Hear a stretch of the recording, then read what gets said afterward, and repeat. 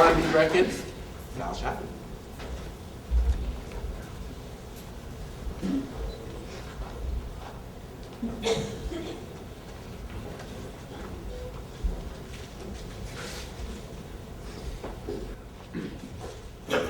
Good afternoon.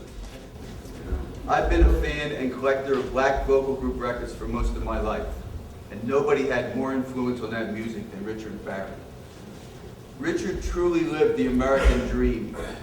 He was born and raised in North Philly. He left for New York City and the lights of Broadway in the early 50s to be a songwriter. When he arrived, he found the lights weren't so bright. He was living on the street and barely getting by. He almost came back to Philly many times, but was determined to make it. He met a group of singers at 157th in Amsterdam in the Sugar Hill section of the city. He pitched them a song he wrote, but they insisted he join the group and sing it. The song was Tonight Kathleen, and the group became the Valentines. The record was released on Old Town in 1954 with little success. About a year later, they went to George Goldner and Rama Records. They had New York City hits with Lily Maybell, the Woo Woo Train, and were regulars on Alan Freed and other stage shows in the Northeast Corridor. During this time, Goldner realized Richard was more than a singer-songwriter. Almost overnight, he became the first black producer, writer, arranger, talent scout, and manager.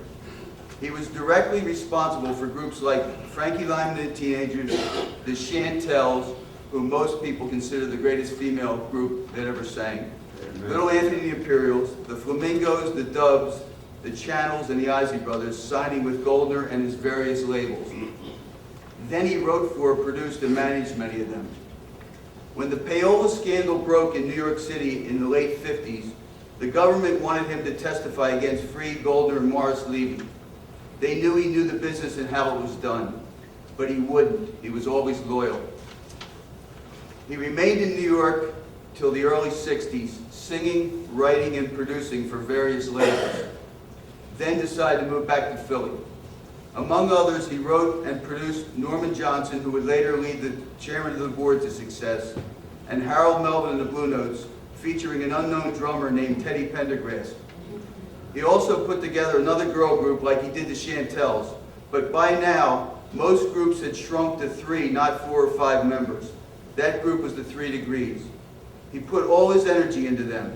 He taught them everything he knew about the business. Locally, they recorded for Swan till the label folded. Then back to New York for Roulette. Morris owed him for not talking to the feds. And finally back to Philly.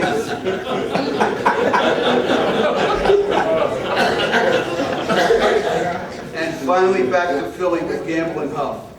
When Will I See You Again took Richard and the girls all over the world, meeting kings, queens, and prime ministers. Internationally, they were more popular than the Supremes. Richard was a mentor for so many artists. He knew both sides of the business and always gave good advice.